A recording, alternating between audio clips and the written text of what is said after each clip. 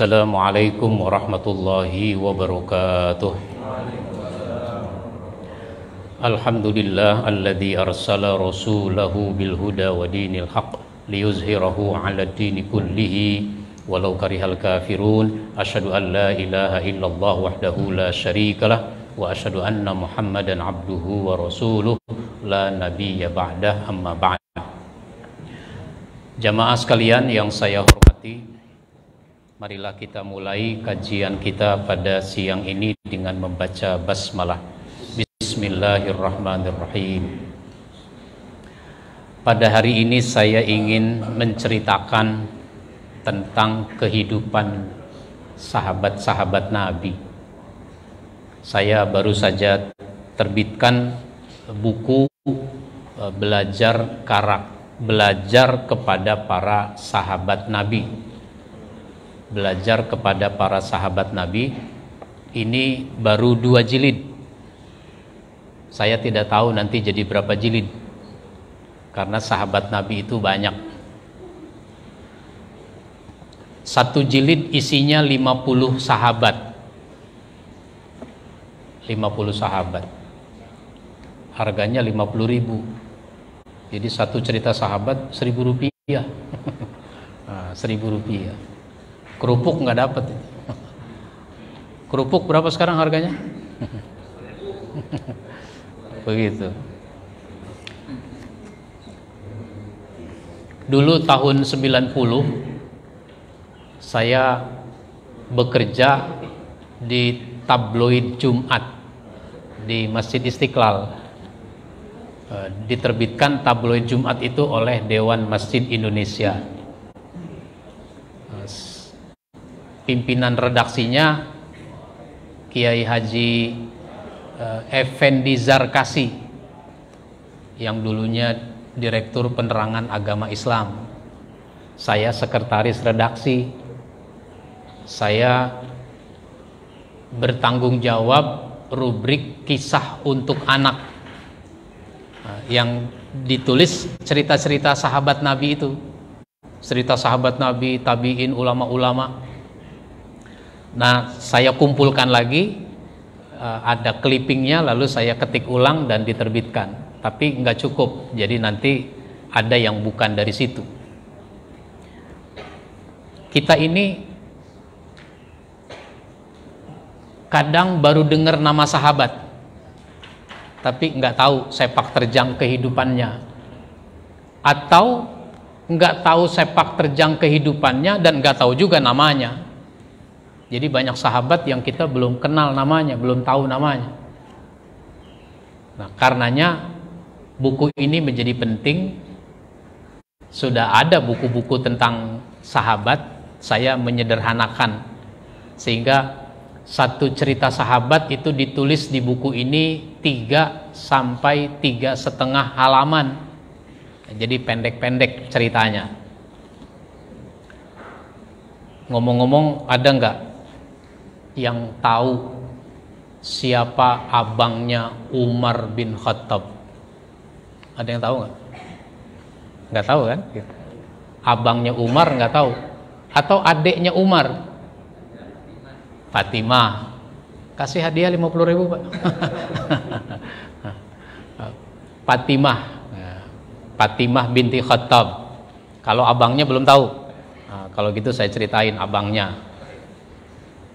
Kata Umar bin Khattab, abangnya ini lebih dulu dalam 2 kebaikan dibanding dirinya. Dia lebih dulu dalam 2 kebaikan. Pertama, dia lebih dulu masuk Islam. Gitu. Dia lebih dulu masuk Islam. Meskipun dia tidak populer, nggak terkenal, kita juga baru dengar mungkin. Memang nama Zaid ada yang lain. Namanya Zaid. Zaid binti Khattab bin Khattab. Umar bin Khattab, ini Zaid bin Khattab. Fatimah binti Khattab. Nah, dia lebih dulu masuk Islam ketimbang Umar bin Khattab. Bahkan adiknya tadi lebih dulu juga masuk Islam dibanding Umar. Itu satu. lebih dulu masuk Islam kebaikannya. Yang kedua, sesudah Nabi wafat itu ada orang di daerah Yamamah mengklaim diri sebagai nabi, penerus nabi, padahal Nabi Muhammad itu khataman nabiyyin, penutup para nabi, nggak ada lagi penerusnya. Lagi pula seandainya Allah menunjuk nabi itu nggak bisa diaku-aku oleh orang, itu haknya Allah.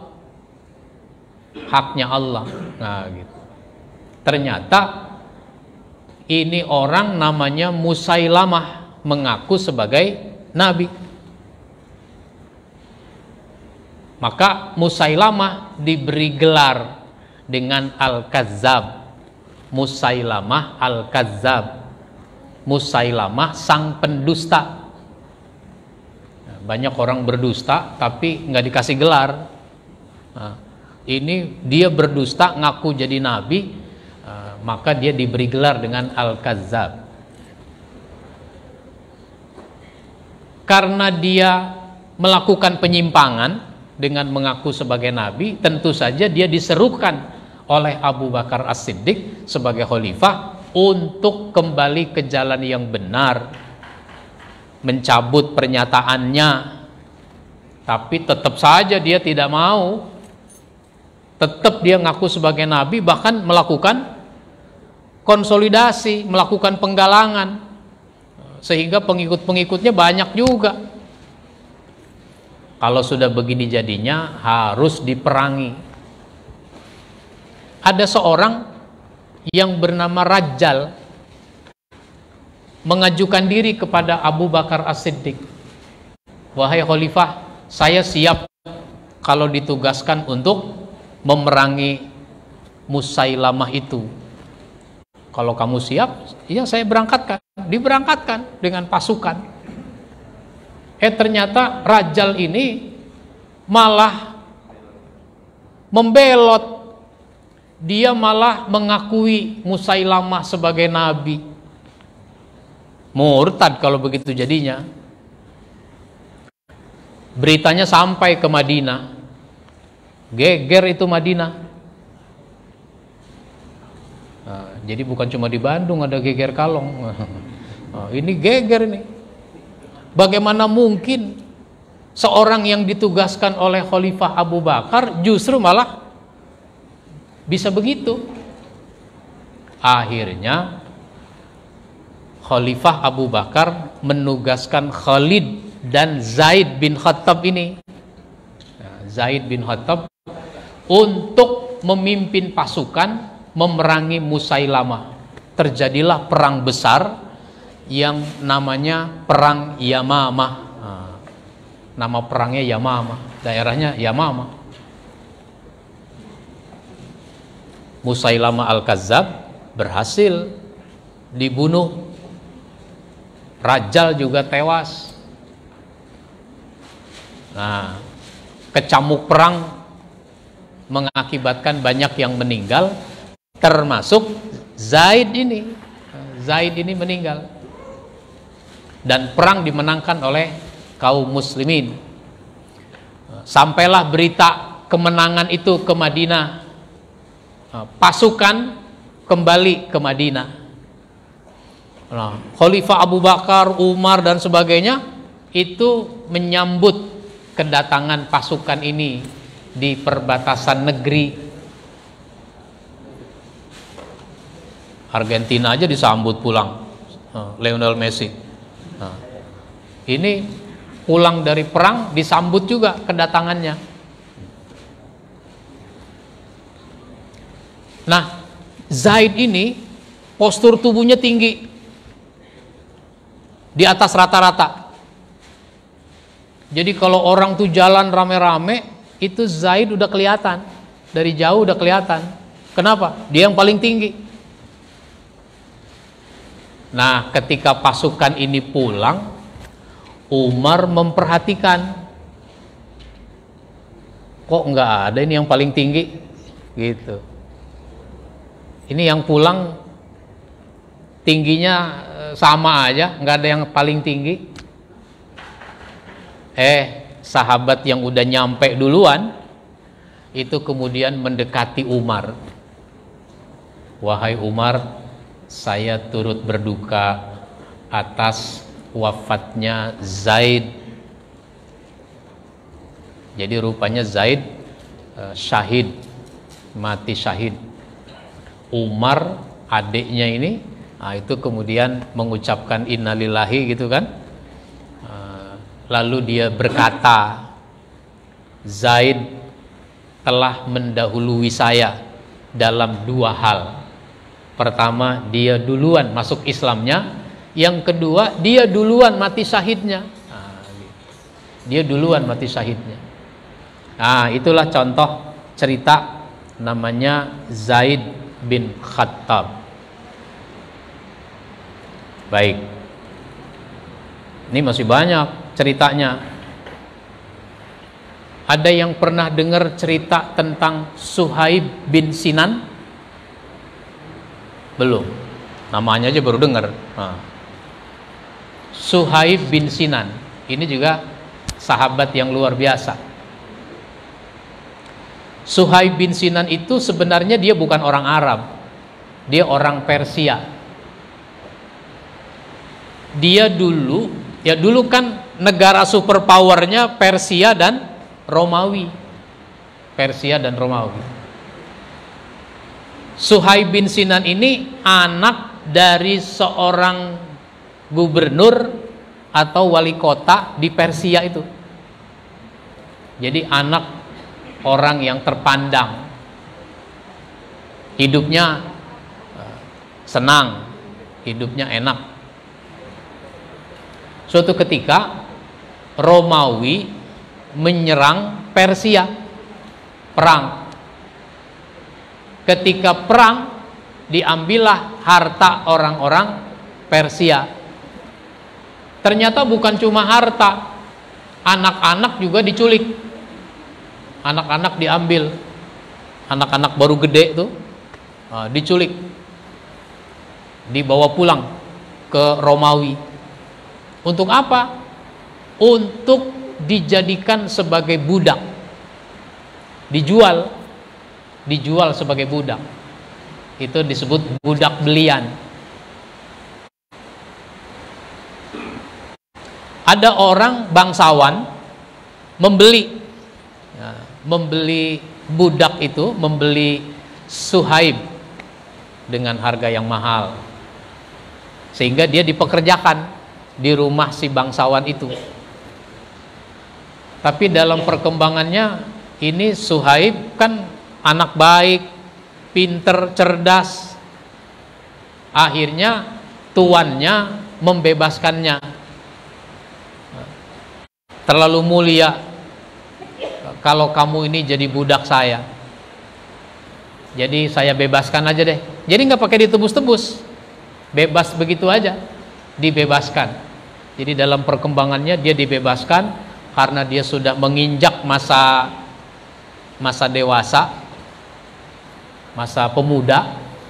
Maka mulailah Suhaib itu berbisnis, berdagang. Sesudah dia dibebaskan, dia dagang. Dan ternyata dia berdagang sampai ke Mekah. Dagangnya sampai ke Mekah. Ketika sampai di Mekah, dalam perdagangan itu, namanya orang dagang kan berinteraksi banyak orang, ngomong sama ini, ngomong sama itu kan gitu. Ternyata di pasar itu banyak orang ngomongin tentang Muhammad.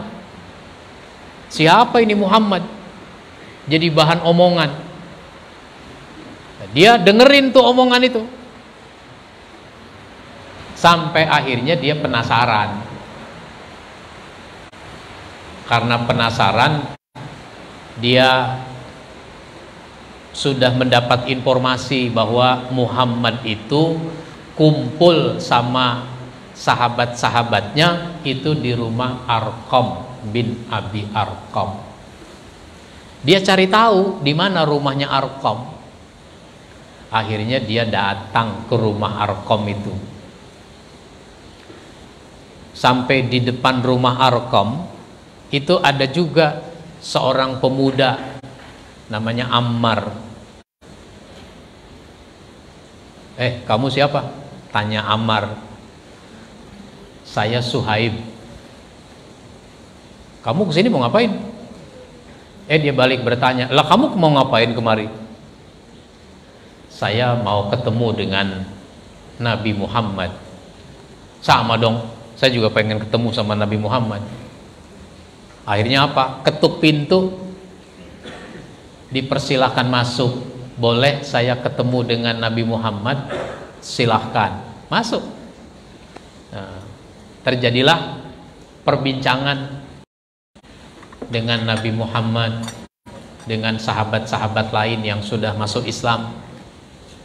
Akhirnya Suhaib dan Ammar itu menyatakan diri masuk Islam. Selanjutnya dia dibina oleh Nabi di rumah Ammar itu, di rumah Arqam. Suhaib terus saja berbisnis. Dia berdagang sehingga dia berinteraksi dengan banyak orang lagi. Lalu dia mendengar orang-orang yang masuk Islam itu kadang disiksa, apalagi kalau dia budak, disiksa oleh tuannya. Dengan keuntungan bisnisnya itu, dia punya duit banyak, maka budak yang disiksa itu dia bebaskan. Dia beli, bayar, bebas, bayar lagi, bebas, begitu seterusnya. Kayak Abu Bakar As-Siddiq begitu juga, suka membebaskan budak. Yang kita kenal itu, yang udah kita dengar itu, ada sahabat namanya Bilal bin Rabah. Nah, itu dibebaskan oleh Abu Bakar As-Siddiq. Nah, begitulah Suhaib, dengan uangnya dia menolong banyak orang. Karena tekanan orang kafir semakin besar, maka Rasul diperintahkan untuk hijrah ke Madinah bersama para sahabat yang lain. Diperintahkan hijrah. Sebenarnya Suhaib ini harus mendampingi Nabi bersama Abu Bakar dalam perjalanan hijrah gitu. Tapi Suhaib ditangkap oleh orang-orang kafir Quraisy. Akhirnya yang mendampingi Nabi itu cuma Abu Bakar As-Siddiq. Pada masa dia ditangkap itu, dia terus berusaha bagaimana caranya bisa lari dari sini. Dia terus memperhatikan orang-orang yang menjaganya ini. Nah,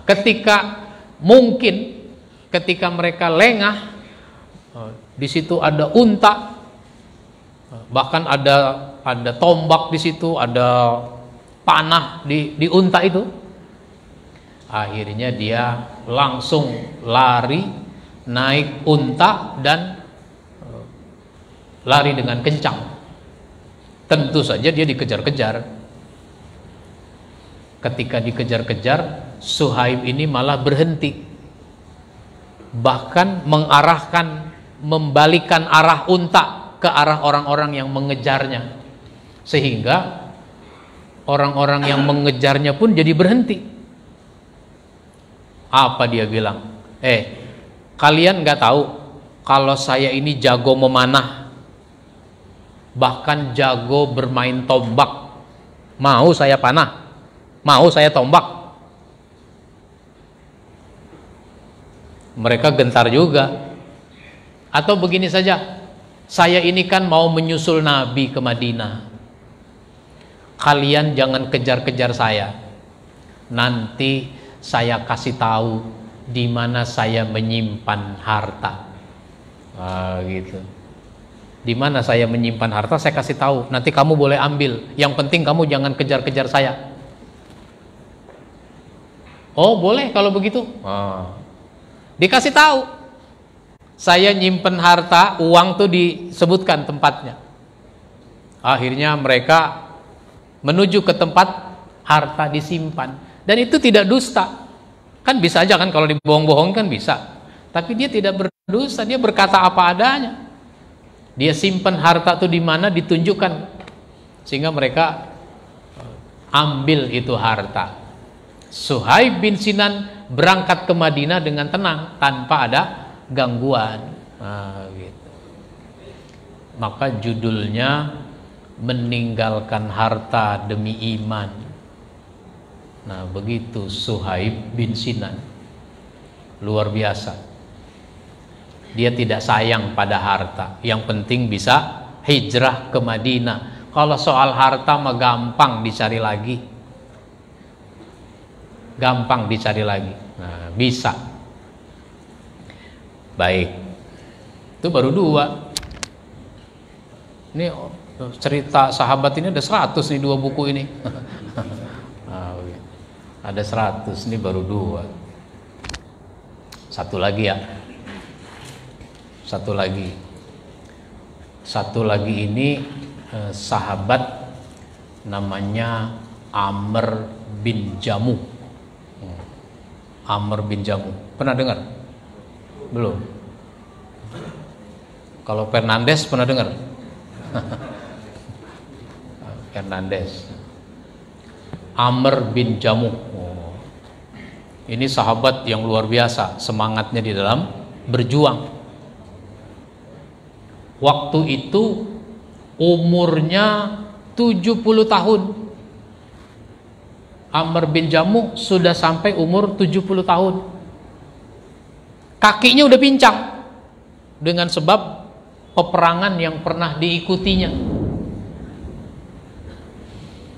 Lalu ketika akan terjadi perang lagi, dia datang menemui Nabi. Ya Rasul, saya ikut perang. Di situ ada anaknya yang udah pemuda kan. Bapak 70 tahun kan, anaknya udah pemuda. Nah, anaknya bilang apa? Pak, udah Pak, kami saja yang muda-muda yang ikut berperang, Bapak nggak usah. Kalian mau perang mau tidak itu urusan kalian. Saya tetap ikut perang ya Rasul. Pak, jangan. Bapak kan udah tua. Bahkan bukan cuma tua, tapi Bapak sudah pincang. Enggak ya Rasul. Justru dengan kakiku yang pincang ini, aku ingin mendapatkan surga. 70 tahun kan udah pensiun, kalau bahasa kita kan. Tapi ternyata perjuangan itu tidak mengenal istilah pensiun. Nabi saja waktu hijrah ke Madinah itu kan umurnya 53. Sampai di Madinah 2 tahun kemudian udah membangun kota Madinah dengan baik. 2 tahun kemudian orang kafir dari Mekah mau menyerang kaum muslimin yang di Madinah. Itu Nabi berarti umur berapa? Umur 55. Tentara udah pensiun. Nabi justru baru mau perang. 55 tuh baru mau perang. Luar biasa itu berarti. Dan kalau dihitung rata-rata sampai dengan Nabi wafat, kalau dihitung rata-rata itu perang setiap 3 bulan. Apalagi perang Badar pertama, terus perang Uhud itu jaraknya dekat. Perang Badar pertengahan Ramadan. Perang Uhud itu pekan pertama bulan Syawal. Masih lebaran. 7 hari sesudah Syawal, sesudah Ramadan, itu perang Uhud. Dodol belum habis, udah perang. Jadi hitung rata-rata setiap 3 bulan Nabi itu berperang.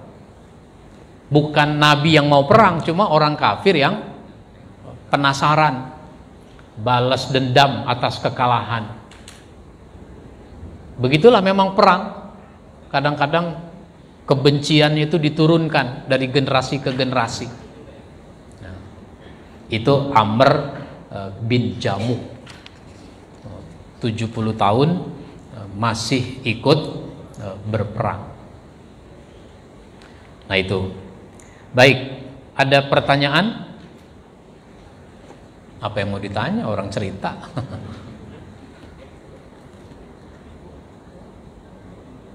Nah, kalau nggak ada, satu lagi saya ringkas ya.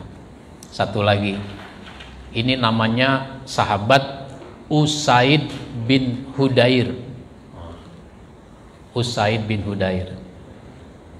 Belum dengar juga? Belum. Mike Tyson pernah dengar? Ini Usaid bin Hudair. Siapa dia tuh? Usaid ini seorang tokoh kepala suku dari suku Hazraj. Nah, di Madinah itu ada suku Aus, ada suku Hazraj. Dulu ada sahabat namanya Mus'ab bin Umair, ditugaskan oleh Nabi berdakwah ke Madinah, ke Yasrib. Yasrib itu nanti jadi Madinah. Jadi Mus'ab bin Umair ditugaskan dakwah ke Madinah. Di Madinah ada dua suku besar, suku Aus dan suku Hazraj. Mus'ab ini tahu kalau kepala suku Usaid ini begitu marah, begitu tidak suka dengan ada orang datang untuk membawa ajaran baru. Maka Mus'ab itu tidak berdakwah kepada suku Aus, kepada suku Hazraj. Dia berdakwah ke suku Aus dulu, ke suku Aus. Dalam waktu singkat, kepala suku Aus udah masuk Islam, sehingga satu suku gampang tuh masuk Islamnya. Kalau sudah kepala suku masuk Islam tuh yang bawa-bawanya ngikut. Mirip-mirip kayak di Papua, itu kan kesukuannya kuat ya. Jadi pemilu itu dimenangkan oleh kepala suku itu. Masih ingat ada video coblos-coblos aja udah itu. Makanya caleg deketin kepala suku, biasanya begitu. Udah menang dah pokoknya. Nah, sesudah suku Aus masuk Islam, itu ternyata Mus'ab dakwah ke suku Hazraj itu dari kalangan bawah, dari masyarakat kelas 3, dari akar rumput bahasa politiknya, dari bawah, terus ke kelas menengah, akhirnya sampai ke kelas elit. Ini Usaid sudah siap-siap mau membunuh siapa? Mus'ab. Udah siap-siap mau membunuh Mus'ab. Dia udah bawa tombak. Ketika didapati Mus'ab ini berdakwah ke masyarakatnya Hazraj. Kalian ngapain kemari? Pergi nggak dari sini? Kalau nggak, tahu sendiri. Udah pegang tombak. Apa? Dijawab dengan tenang saja. Mus'ab bin Umair ini tidak panik, tenang aja. Tuan, sebaiknya Tuan dengerin dulu apa yang mau saya katakan. Nanti sesudah saya berkata-kata, Tuan tinggal katakan omongan saya ini benar apa enggak. Kalau enggak benar, saya nggak usah diusir. Saya akan pergi dengan sendirinya dari daerah ini dan saya tidak akan balik lagi. Wah, bertaruh dia. Akhirnya apa? Kata si Usaid ini, kau memang pandai bicara. Ayo ngomong, gue mau dengerin. Gitu. Itu tombak ditancapkan ke tanah. Duduk dia. Duduk. Mus'ab ngomong. Itu luar biasa. Buat Mus'ab yang penting didengerin dulu. Urusan suka nggak suka, urusan belakangan. Nah, dia mau menancapkan tombak ke tanah, itu sudah langkah maju kan gitu. Akhirnya Mus'ab mengatakan tentang ajaran Islam. Ya, diuraikanlah secara gamblang. Sesudah itu silahkan kalau mau dikomentari. Malah Usaid nanya, kalau orang mau masuk Islam itu caranya bagaimana? Nah, ini berarti pertanyaan menunjukkan dia sudah tertarik. Mau masuk Islam itu gampang. Mengucap syahadat, mandi, wudhu, sholat. Akhirnya dia masuk Islam.